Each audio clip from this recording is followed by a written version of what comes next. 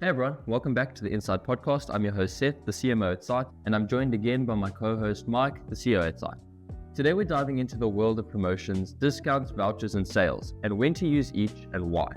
We're going to be breaking down the psychology behind each of these tactics and how you can optimize your promotional strategies using platforms like Google Merchant Center and actually going into the platforms that we advertise, Facebook, Bing, Google, TikTok, how you can actually take advantage of promotions and sales and all of these things. By the end of this episode, you'll have a clear understanding on how to effectively implement these strategies that we're going to talk about and boost your e-commerce success. So grab your notebook, sit back, and let's dive in. Welcome to the show, Mikey. Where are you joining me from today? Hello. I'm still in a different city in Greece. Wi-Fi's a little bit worse here, so World tour. I'm going to be great. yeah, you should put up a little poster in each city that you go to. See what traction that pulls in. A little QR sticker, you know? Yeah. That would be. Let's try. Okay, great. So just in that intro, I spoke a little bit about promotions, discounts, vouchers, and sales. Let's dive in with promotions. Why should you use a promotion for your products? Why would you ever want to drop your price? Why would you not want to profit the most? Why would you go for a promotion? Yes. I think almost every business owner I've spoken to always says, people don't choose them because of price. But the harsh reality is that every consumer shops on price. And particularly if you're selling a product which is sold by others, you want to be competitive and so on. But more than that, I think there's so much to be said about the psychology and the emotional factor of every purchase that happens, no matter how big or no matter how small. And every human on earth loves a deal. And the important way is how you display the deal. So the actual quantum or the absolute value is usually less important than how people feel about that absolute value. So how you discount and how you promote, and do you give order discounts, do you give vouchers, all that is what we're going to be talking through today. When a client or a customer on your site receives a promotion either as an automatic deal or they receive it as a voucher in their email or they receive it as an automatic pop-up on the site that says you've qualified for this because of that, what is the big difference between the means and the ways that someone actually acquires the voucher or the discount code? Like, let's break down the psychology behind it a little bit more. So I think there's three options that a store has when giving a discount, an offer, whatever the case is. Option one, you have auto applied discounts. That means when they get to your site, they can see clearly it was X and now it's Y. So it's like a little crossed out or strike through the number, presenting old number and a new number. And that's the simplest of all in order for the consumer to shop, because they don't have to do anything. They just have to come to your site and they see the old price, new price, and they can now purchase. And that's probably the most popular way people do it, but we're going to discuss today if that's the best way. The second option is where they have to actually do something on your site to get the deal, and that's really they have to put a voucher code. So they can say apply code 361 for 3% off your order. So they have to actually physically type in something to implement that. And the third way is similar to the second way, but there are some nuances to it. And that's where they actually have to earn the discount code, but still apply it. And earning it can take shape or take form of multiple different options. So one, they can, if you've seen those spin and wins, they actually used to be more popular than they are now, but basically they have to do something. Actually, if you look on Temu, I think every single promotion and discount that we're talking about today, if you just open up Temu for like the first 5 minutes, just on that platform alone, you're going to be bombarded with so many different offers because this is the game they're playing. 100%. And they use almost exclusively earned discounts. So you have to like move the puzzle pieces. I've seen a bunch of those, but the user has to complete a task to achieve the discount, and usually in the form of a voucher code, or they have to the voucher code has to be specific to that user, or at least be perceived as being specific, meaning that if a user comes to the site and they see a discount code because of the location they live in or because of the mobile device they're using, that's also a form of earned voucher code or earned discount. And it's really the third category. Let's talk a little bit about the stage of which your business is and when you should be using set promotions. So say you've just launched your e-commerce store, that's probably the best place to start. And now you're in that stage, and we spoke about this in a prior episode of acquiring customers and just building up that trust that people are like, okay, you're new on the block. Now I have to tap into your system and start buying from you. What are all these things? I'm nervous. Where does the promotion sit there? I know psychology, or from that perspective, it's like actually acquiring the customer, that this is your big goal. So how can you actually, without actually losing money, how can you go about applying promotions and discounts and so on? Yeah. So I think the clear way to think about it is there's the negative time, or the lost time to apply a discount, and the time when you win. So when you lose when you apply a discount is when that user or that purchaser would have bought otherwise. And now you're just basically giving them a discount and you're losing margin where you haven't actually encouraged the sale, because that sale would have happened inevitably anyway. And then you have a second case where that sale most likely wouldn't have happened without your discount. And that's the one we're trying to like take advantage. So it's extremely important to know who you're giving a discount to and what product and so on. So usually, like I'll say, the two safest ways to apply the discount, whether you're an existing store, a new store, whatever the case is particularly for first-time purchasers, to get them in the funnel, to get them in that as a purchaser. That's such an important, I would say, time and segment to give a discount to. And the second case is really like what they call win back.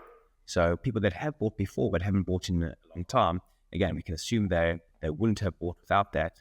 So those are really like the two segments of cohorts you definitely want to chase with some sort of discount. Awesome.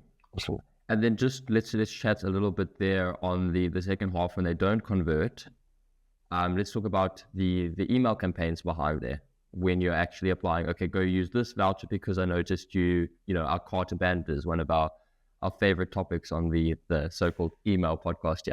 Yeah.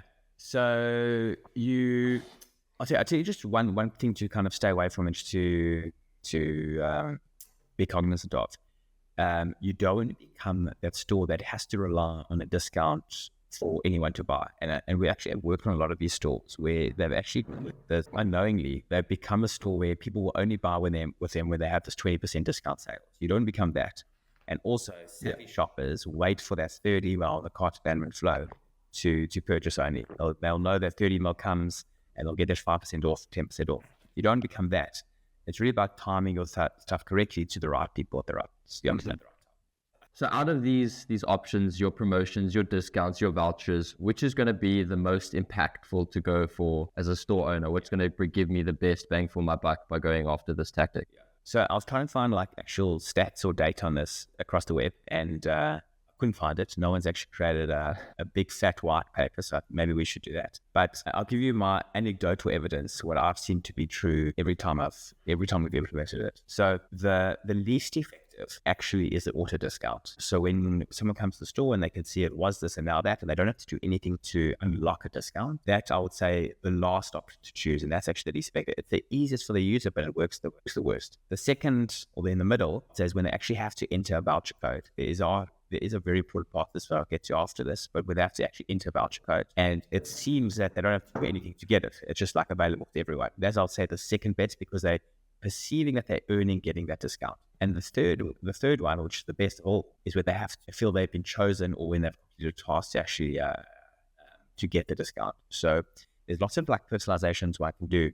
We've seen ones work really well where we can personalize it so that if you're a shopper from this location, use this discount code. The feeling that, oh wow, I've been chosen, or I'm the one that's actually getting this discount code and not everyone else, has an amazing psychological impact. And that's really the best. And you spoke about like devices or mobile devices. I think everyone's seen this on one of those hotel sites, on hotels.com, they'll say a mobile only price. Again, that's like a form of reinforcing that a discount's not for everyone, and like you've earned it just by using that device. So inputting a code manually best, and inputting a code where it feels like only that user themselves has been chosen are typically the most successful way. Let's dive into the ad accounts, or just breaking it down a little bit further and actually implementing all these things that we've talking about. One of the big things that everyone does need to test, and I've been going on a rant on social media recently about how the best marketers are the ones that test more.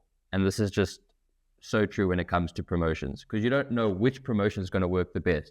And this is where, when we're actually in our advertising platforms, A/B testing is your best friend.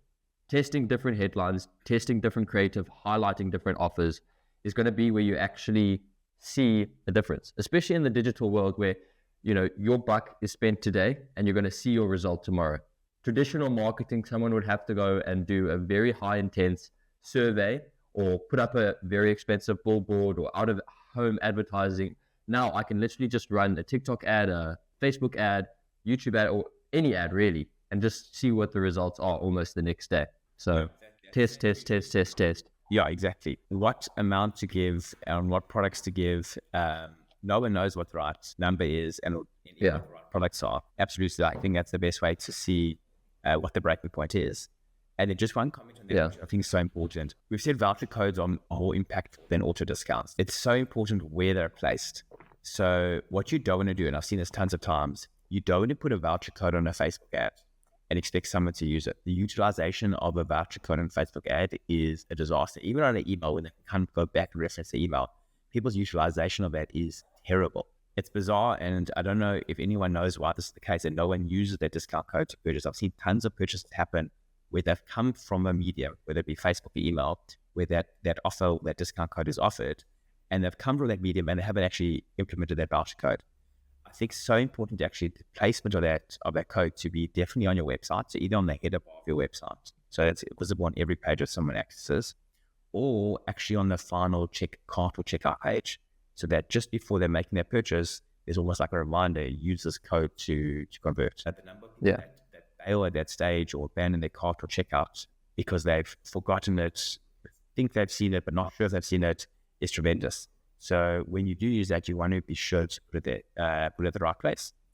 So you typically have to promote it across Facebook and email, but you definitely want to place it on Google, but you definitely want to place it on the website at the time where it starts to.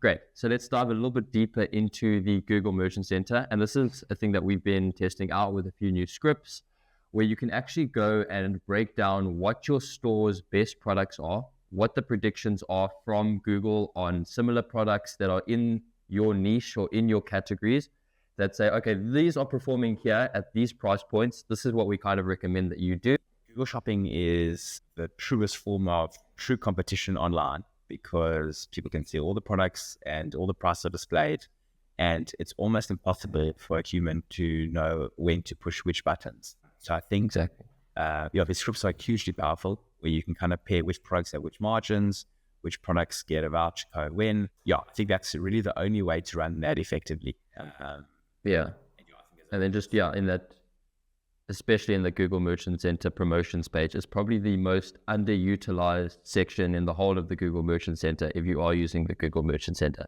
If not, then that's your most underutilized platform, Google Merchant Center. But yeah, the promotions page is absolutely insane. You can take in all of your free offers, free shipping, free VAT, or VAT-free item, free shipping. This price drops here. You can take all of your seasonal ones. You can just throw them in there and they can automatically do that for you there. Just endless testing from the promotion. And the other part of it, the other psychological part of it, that even if it wasn't a free delivery offer, a promotion offer, a discount offer, just the fact that you stand out that much more by having the little tab or the little, green little bar is in itself a win. So if it just said something, that itself would be powerful enough. So the more you can use that, the better. Yeah, some of the best practices for when you are running Google ads, Google search ads, Google shopping ads is to take up as much space as possible.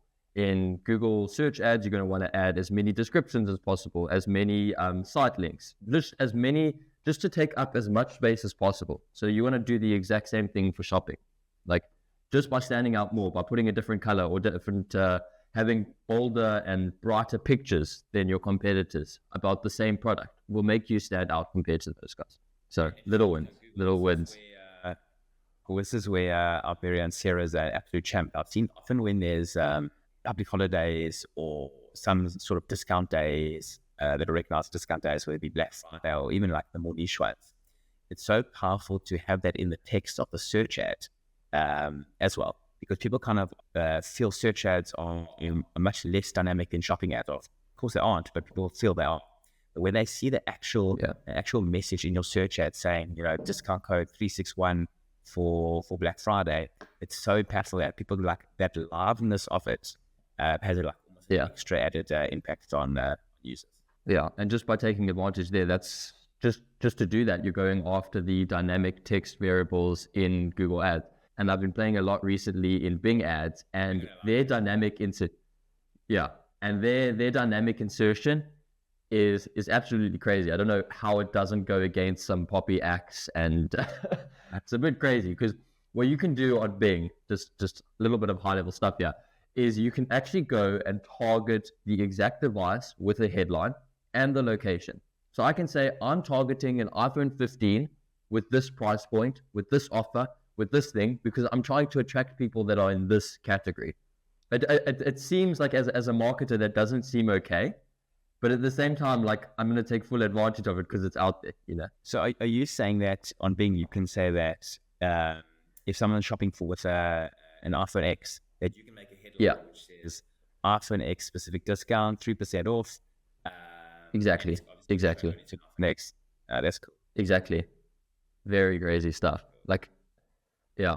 And what's even crazier on Bing, and like, I want this to become the Bing podcast at a certain stage because I'm just loving Bing at the moment so much, is that you can even then go and say, okay, I'm only targeting, because Bing is linked in, then targeting all those people because of their profession as well. So then I can say, just as we do on Facebook, I only want to target people that are high purchase items, or normally only purchase higher goods, or higher purchase item goods, high value goods. That's the one.